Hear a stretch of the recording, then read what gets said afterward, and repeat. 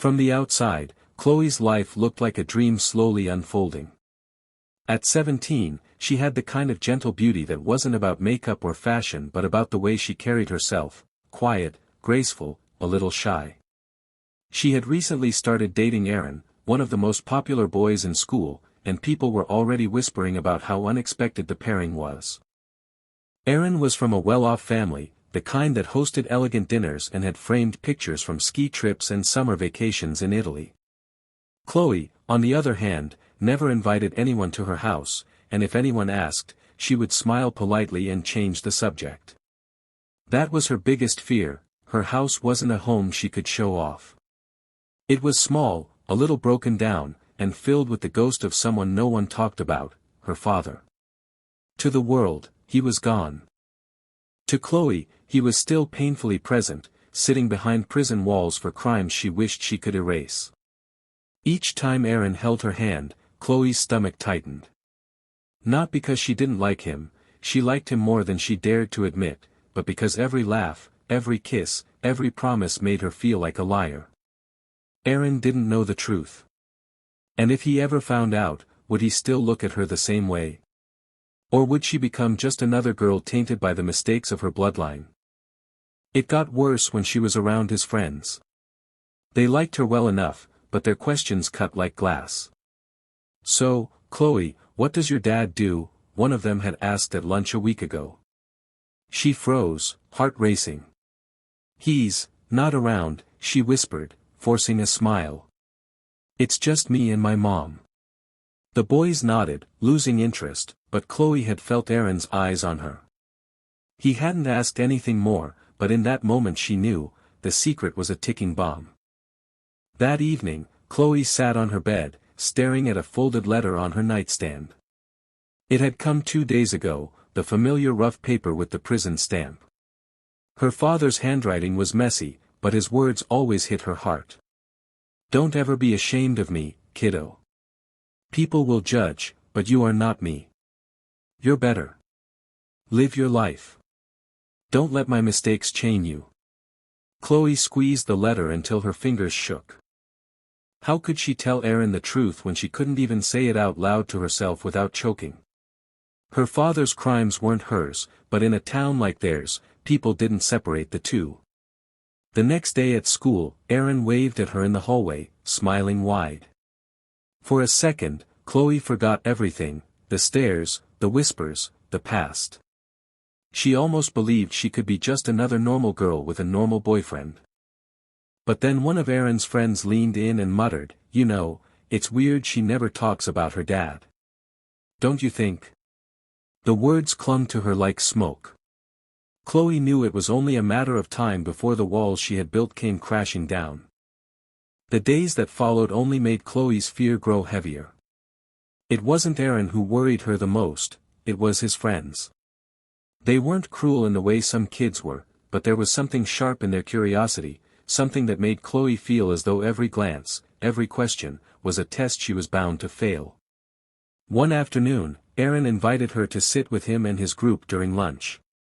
The cafeteria buzzed with chatter and laughter, but for Chloe, every sound blurred into a low hum.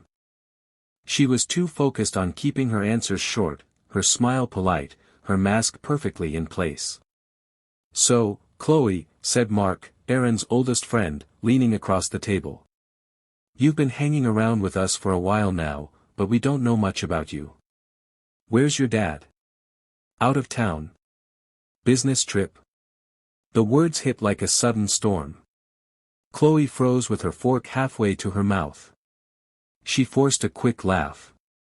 "Oh, no. It's just me and my mom. My dad's not in the picture." It was the same answer she always gave, rehearsed like a line from a play. She hated the way it sounded, empty, evasive. And she hated even more the silence that followed. "Not in the picture?" Mark raised an eyebrow. "Like, divorced?" Chloe swallowed hard. Before she could stumble through an excuse, Aaron spoke up. "Hey, drop it. It's none of your business." The tension broke, but Chloe could feel eyes still on her, questions still lingering. She kept her gaze on her tray, wishing she could vanish. That evening, she walked home alone. The sky was heavy with clouds, and the chill in the air made her hug her jacket tighter. In her pocket, the folded letter from her father burned against her hand like a secret she couldn't let go. His words echoed in her mind, "Don't ever be ashamed of me." But shame was all she felt. The next day, things got worse. Chloe overheard Mark and another friend whispering by the lockers. They didn't notice she was close enough to hear. "Don't you think it's strange? She never talks about him. What if there's something she's hiding?" "Yeah," the other muttered. "Aaron deserves to know who he's really dating." Chloe's chest tightened. She turned away quickly, pretending she hadn't heard. But the words followed her down the hallway like shadows. When Aaron caught up with her later, she tried to smile, but it felt thin, fragile. "You okay?" he asked gently. "Yeah, just tired," she lied.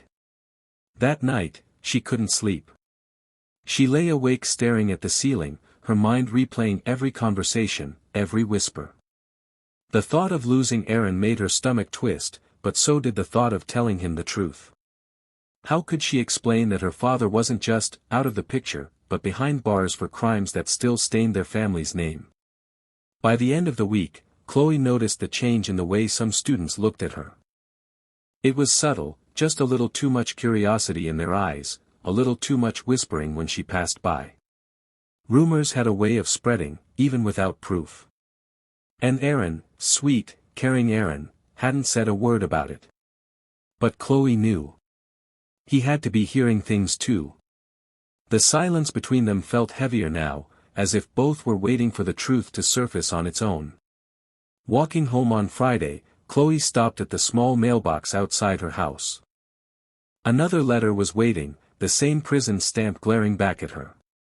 She hesitated before picking it up, heart pounding. She wanted to burn it, to throw it away before anyone could see. But she couldn't. She carried it inside, sat on her bed, and unfolded the pages. Her father's messy handwriting spilled across the paper. "One day, you'll find someone who loves you for who you are, not where you come from. Don't run from your truth, Chloe. If they leave because of me, they were never meant to stay." Her throat tightened as tears blurred the ink. She wanted to believe him. But she couldn't shake the image of Aaron's face if he ever found out. Would he look at her with pity? With disappointment? Or worse, would he walk away without a word? As she folded the letter back up, a quiet certainty settled in her chest. The secret wouldn't stay hidden forever. And when it finally broke into the open, it would either destroy what she had with Aaron, or prove if their love was real at all. It happened on an ordinary afternoon, the kind of day that should have passed without notice. Chloe was walking home alone again, but Aaron's best friend Mark had taken a different route, cutting past her neighborhood on his way to the store. That's when he slowed his step, catching the sound of a familiar voice. He paused near an open window, hidden by the hedge. Inside, Chloe's mother was on the phone. Her voice carried easily into the street. "Yes, I know it's been years," she said, her tone low but edged with frustration. "But what choice did I have? He made his mistakes, and he's paying for them behind bars. I can't let Chloe carry that burden every day. People judge too easily. They'd never let her forget it." Mark froze. The words sank in, each one a revelation. Behind bars. He didn't need to hear more. His heart pounded with the kind of thrill that came from discovering something dangerous. Chloe wasn't just hiding a broken family, her father was a criminal. He stepped back quickly, nearly tripping over the curb, and hurried away before her mother noticed. The secret wasn't his to keep, and in his mind, Aaron deserved the truth. By the next morning, the whispers at school weren't just whispers anymore. They had edges, sharp and cutting. As Chloe walked down the hallway, she felt them, the glances, the smirks, the way conversations dipped into silence when she passed. Something had shifted. At lunch, Aaron seemed distracted. He poked at his food, glancing at her more than usual, his brow furrowed. Chloe tried to act normal, laughing at small jokes, but the weight pressing on her chest made every smile brittle. Finally, he leaned closer. "Chloe, is there something you're not telling me?" The question sliced through her. Her heart raced, but she forced her voice steady. "What do you mean?" Aaron sighed. "People are talking. And I don't care what they say, but I need to hear it from you. I need to know the truth." Chloe's throat tightened. She opened her mouth, but no words came. Before she could answer, Mark dropped his tray on the table with a loud clatter. "I'll tell you what she won't," he said, his voice dripping with triumph. "Her dad's in prison. That's why she never talks about him." The table went silent. Aaron's friends stared, wide-eyed. Chloe's face burned. She wanted to disappear, to melt into the floor. "That's enough," Aaron snapped, glaring at Mark. "You don't know what you're talking about." But Chloe could see it in his eyes, the flicker of doubt, the struggle between defending her and needing answers. Tears stung her eyes, but she refused to let them fall. She stood up, her voice shaking but fierce. "You think you know everything, Mark. You don't know a thing about me, or about him." She stormed out of the cafeteria, her pulse roaring in her ears. Behind her, the room erupted into low whispers. Outside, the cold air hit her like a slap. She leaned against the wall, clutching her arms to her chest. The secret she had guarded so carefully was no longer hers. It was out in the open, twisted and weaponized. That evening, Aaron showed up at her house. Chloe's mom opened the door, surprise flashing across her face, but she let him in. Chloe sat on the couch, eyes red from crying. Aaron sat across from her, his voice quiet. "Why didn't you tell me?" Chloe's hands trembled in her lap. "Because I was afraid. Afraid you'd look at me differently. Afraid you'd think I wasn't worth it." Aaron's expression softened, but the silence between them felt fragile, breakable. "You should have trusted me," he said gently. "I don't care about your father's mistakes. I care about you." But even as he said it, Chloe could feel the distance that hadn't been there before, a hesitation in his voice, a question in his eyes. And she knew this was only the beginning. The next morning, Chloe sat at her desk in English class, staring blankly at the open book in front of her.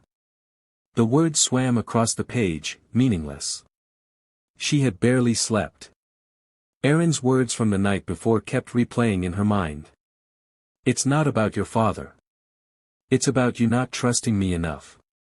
They weren't cruel words, if anything, they had been gentle. But the disappointment behind them gnawed at her. He hadn't walked away, he hadn't judged her for being the daughter of a convict. Yet Chloe still felt fragile, like the whole school could see through her. At lunch, the whispers started again. It was never direct, never anyone bold enough to say it to her face. Just snatches of conversation, caught in passing. "She never talks about her dad. Bet there's something messed up there. Why else would she hide it?" The voices of her classmates mixed with the memory of Aaron's silence. Chloe sat at the far end of the cafeteria, picking at her food. She didn't even realize Aaron was watching her from across the room, torn between wanting to protect her and not knowing how. Later that day, Chloe returned home to find her mom sitting at the kitchen table, clutching another letter. The prison stamp was unmistakable. Her mom's hands trembled as she held it out. "It's for you." Chloe's chest tightened. She took the envelope, her fingers tracing the rough paper. Upstairs in her room, she tore it open with shaking hands. Her father's handwriting sprawled across the page. "Chloe, I know life isn't easy for you. I can only imagine what people say. But don't let them define you. I made my mistakes, and I'll carry them forever. But you? You are free. Don't let their judgment become your prison. And don't push away the people who care for you. Trust is what keeps us human." Chloe sank onto her bed, the letter crumpling in her lap. The timing felt cruel. How could her father, locked behind bars, understand her fears better than she did herself? His words echoed Aaron's, "Don't push away the people who care." The next day at school, the tension grew sharper. During history class, she overheard two girls whispering behind her. "I heard her dad's in prison." "Seriously? For what?" "I don't know, but it makes sense. She's always hiding something." Chloe's cheeks burned. Her pen froze on the page. She wanted to turn around, to scream, to defend herself. But the words stuck in her throat. She wasn't ashamed of who she was, but she was terrified of being reduced to a headline. That afternoon, as she packed her books, Aaron approached her. His face was calm, but his eyes carried a weight she hadn't seen before. "Can we talk?" he asked softly. They stepped outside, away from the crowd. The autumn air was crisp, carrying the faint scent of leaves. Chloe clutched her bag, bracing herself. Aaron hesitated, then spoke. "I don't care what they're saying, Chloe. I don't care about your father's past. But you can't fight this alone. You don't have to. I'm still here, but you have to let me be here. No more walls." Chloe's throat tightened. For the first time, she felt the possibility of relief, of not carrying the weight all by herself. And yet, fear still clung to her ribs like chains. What if he woke up one day and decided it was too much? "I'm trying," she whispered. Her voice cracked. "I'm just so scared of losing you."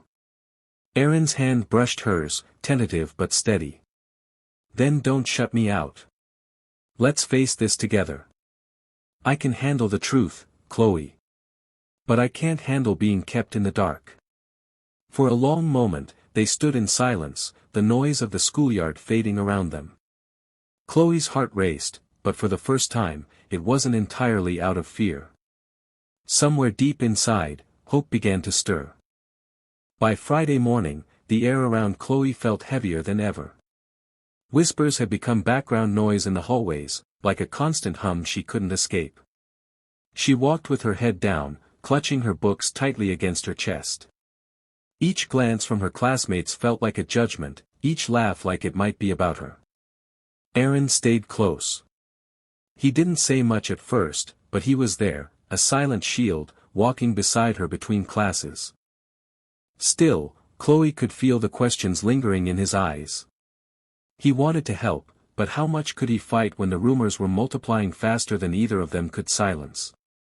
That afternoon, everything changed. Chloe overheard two boys in the locker room corridor. They weren't even trying to whisper. "Her dad's in prison, man. My mom told me." "For what?" "I don't know, theft, assault, something. Either way, it explains a lot, doesn't it?" Chloe froze. "My mom told me." Her stomach dropped. That meant the gossip had slipped outside the school walls. It wasn't just classmates inventing stories anymore, it was parents, neighbors, whole families passing judgment on something she had no control over. When she got home, her mom was pacing the living room, her face pale. "Chloe," she said carefully, "Mrs. Turner stopped me at the store today. She asked if it's true about your father." Chloe's throat tightened. The ground felt unsteady beneath her feet. "What did you say?" "I told her it's none of her business," her mom said firmly, but her voice trembled. "But Chloe, people are starting to talk. It's not just school anymore." That night, Aaron called. His voice was unusually serious. "My parents, they asked me about you." Chloe sat up in bed, her pulse quickening. "What do you mean?" "They heard the rumors too. About your dad."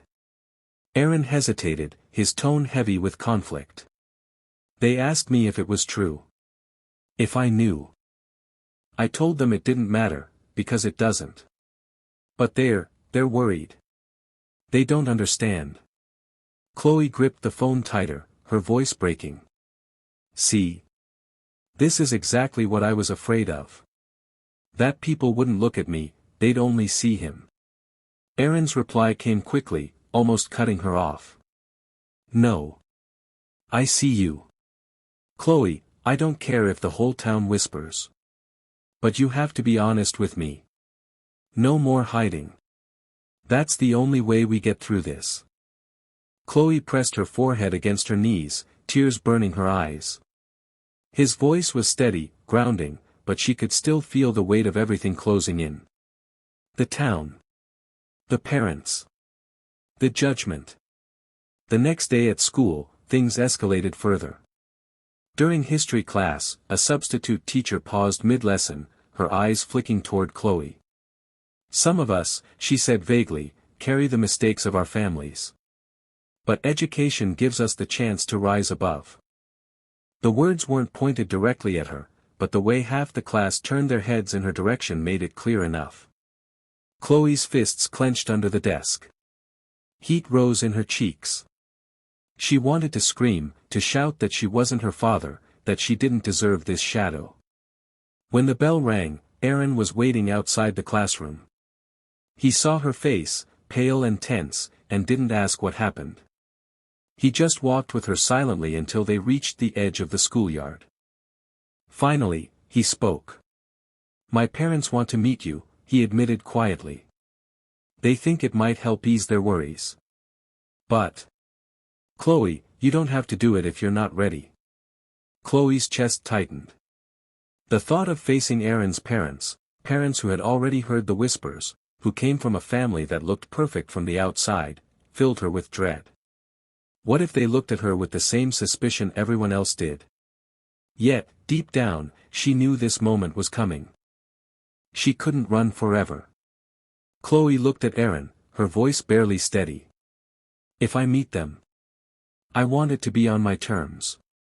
Not theirs. Not because of the gossip. But because you and I matter.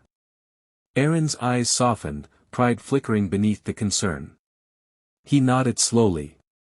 Then we'll do it your way. Together. For the first time in days, Chloe felt a small flame of strength kindle inside her chest.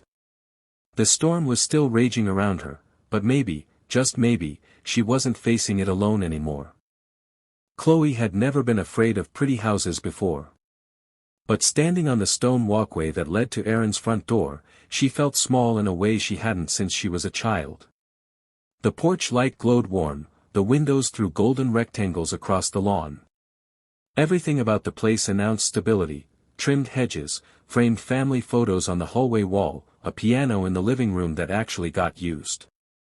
Hey, Aaron said softly, squeezing her hand. We do this on your terms. If it gets too much, we leave. I mean it. She nodded, swallowing. My terms, she repeated, trying on the words like a coat she hoped would fit. His mother opened the door, tall, composed, a hint of perfume that reminded Chloe of holiday catalogs. Chloe, she said with a smile that reached her eyes. I'm glad you came. She stepped aside. I'm Julia. Aaron's father appeared a moment later, crisp shirt, weekend slacks, a practiced politeness about him. I'm Daniel. Come in. Not cold, but not quite warm. Careful. They guided Chloe to the dining room, where a simple dinner waited: roasted chicken, salad, warm bread. Conversation started light, almost too light: classes, the championship game, a book Aaron's mother was reading. Chloe focused on her fork, on not dropping anything, on breathing. Halfway through the meal, the air shifted. Julia set down her glass. Chloe, she said gently, may I ask you something? And you can refuse, truly. She glanced at Aaron. We're here to know you. Not to interrogate you. Chloe's chest tightened and loosened all at once. My terms. I'll go first, she said. Her voice trembled, then steadied. I don't want this to be rumors or half-truths. My dad is in prison. He made serious mistakes. I don't excuse them. I visit when I can. He writes to me. She felt in her bag, fingers brushing the folded pages she'd debated bringing. I was afraid to tell Aaron because I didn't want to lose this. She gestured to the table, to the warmth, to the version of life that had never felt available to her. I didn't want to be reduced to his worst decisions. Silence, but not the punishing kind. The listening kind. Daniel cleared his throat, choosing his words like stepping stones. Thank you for telling us yourself. He glanced at Aaron. I'm protective of my son. When things start to swirl, I need to understand what's real. His gaze returned to Chloe, steady. I appreciate your honesty. It wasn't a benediction, but it wasn't a door closing either. Julia leaned in, elbows on the table, expression soft. May I ask what you want from us? Not what you think we want from you. What you need. Chloe exhaled shakily. Space to be seen as me. Not as someone's daughter. And, patience while I figure out how to stop flinching when people ask questions. She smiled, small and rueful. And maybe the benefit of the doubt when the town decides it knows my life better than I do. Aaron's hand found hers under the table. Daniel watched, unreadable for a heartbeat, and then his shoulders eased a fraction. Benefit of the doubt, he repeated. That's fair. They moved to the living room for tea. The piano sat by the window, open to a page of Chopin. Do you play? Julia asked. Not well, Chloe said, surprised at the truth in her tone. I learned a few pieces at the community center. Nothing fancy. Fancy is overrated, Julia said. Do you know anything you like? Chloe nodded, fingers hovering above the keys. She didn't sit, she just let one hand find a melody she remembered by muscle memory. Simple, spare. Notes that felt like walking home at dusk. When she stopped, Julia's smile was different, smaller, prouder. Daniel's expression had softened, too, edges rounded by something like recognition. Can I ask another hard thing? Daniel said, voice careful. If tomorrow another rumor surfaces, because towns do what they do, will you tell us before it tells us? I don't mean to pry. I mean to stand where I should stand. With my son. And, if he chooses, with you. Chloe heard the condition under the kindness, trust goes both ways. She nodded. Yes. I will. They talked longer than she expected, about manageable things, books, a teacher Aaron liked, a low-slung diner with perfect pie. Every so often, the shadow of the earlier conversation moved across the room and then drifted on, like clouds over a field. When it was time to leave, Julia walked them to the door. She hesitated, then touched Chloe's sleeve. One more thing, she said, quiet enough that Daniel pretended not to hear. You're not the only one who's had to carry a family story. People assume tidy lives mean tidy histories. They don't. She looked past Chloe for a moment, into some older room only she could see. My brother, a breath. He spent years getting clean. We lost people along the way. I learned to hate the way strangers made a map of us from one dot. Chloe blinked. Surprise, then relief flooded in, warm and startling. Thank you, she whispered. Julia squeezed her hand. You're not a map. You're a person. If anyone forgets that, send them to me. On the walk back to the car, the world felt a shade different. Not easier, nothing had magically untangled, but altered at the edges, as if the frame had widened to include a path she hadn't seen before. They sat in the parked car without starting it. The dashboard clock glowed blue. Outside, a dog barked, somewhere, a sprinkler clicked to life. I told you, Aaron said, smiling sideways. Your terms. Chloe laughed, breathless, wiped the corner of one eye. Your mom surprised me. She surprises me, too, he said. In good ways. My dad's trying. He's stricter than she is. But I saw him listening. Chloe unfolded one of the letters on her lap, the paper gone soft from handling. He said, she read aloud, voice very low, don't let their judgment become your prison. She looked at Aaron. I think I've been doing exactly that. Then we break out, he said. Together. She leaned her head back, closed her eyes, let the night air cool the heat behind them. For the first time since the secret had broken, she felt not cornered but accompanied.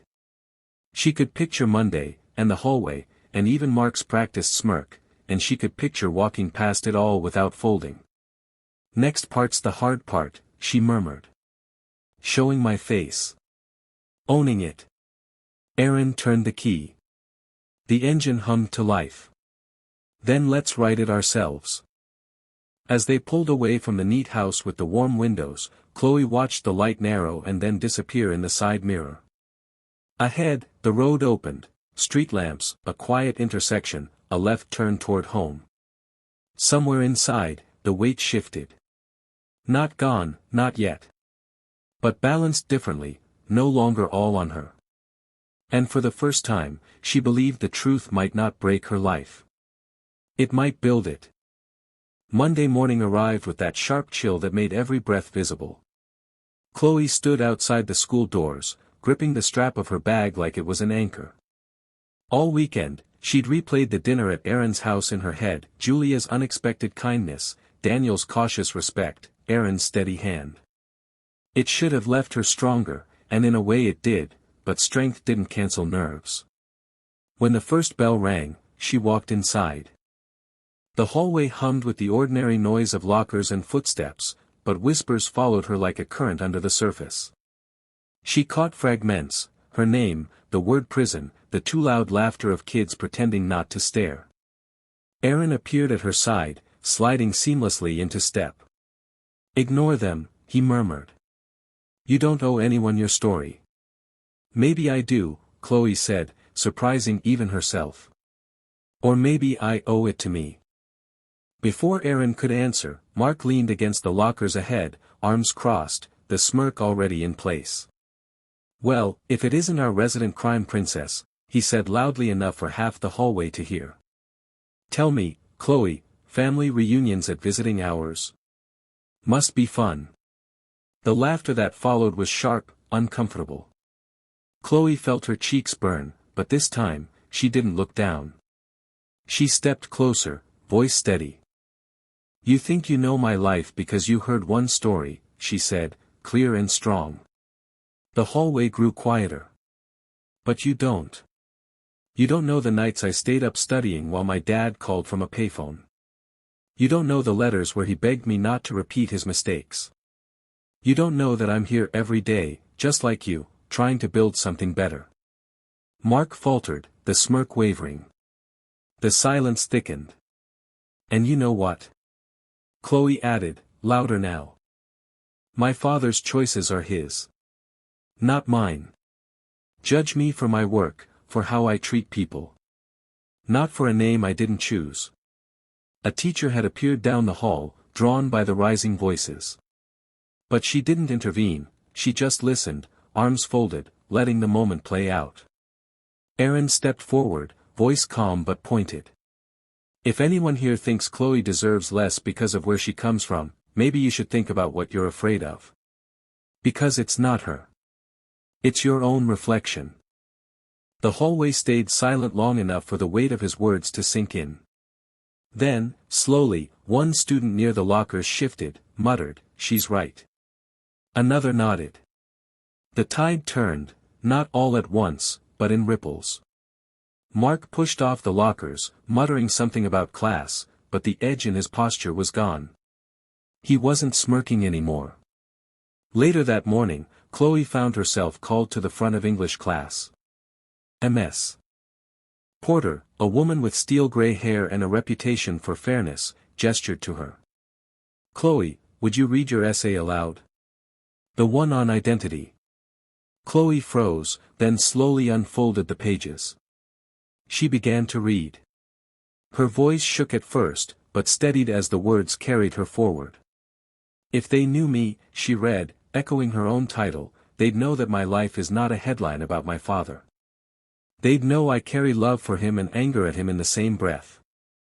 They'd know that I am afraid, yes, but also determined. That I don't need saving, I need space to become who I already am. The classroom was silent when she finished. Ms. Porter's eyes glistened, just a little. "Thank you, Chloe," she said simply. At lunch, she sat with Aaron, the buzz of whispers softer now, almost muted. A few students glanced her way, not with scorn, but with something closer to respect. One girl from her math class even stopped by. "That essay, it was good," she said awkwardly, then hurried off before Chloe could answer. It wasn't victory, not the kind with fireworks. But it was a shift. The shadow had moved, and light had room to grow. That evening, Chloe walked home alone, the sky painted in streaks of orange and violet. She pulled one of her dad's letters from her bag and reread the line she'd carried in her heart all weekend, "Don't let their judgment become your prison." She smiled faintly, whispering to the fading light, "I won't." At the corner, Aaron waited, leaning against the lamppost. He didn't ask how the day went, he didn't need to. He just offered his hand, and she took it. Together, they walked into the dusk, not as a girl trapped by her father's past, but as a young woman beginning to claim her own future. And for the first time, Chloe didn't just hope she could live beyond the whispers, she knew she could.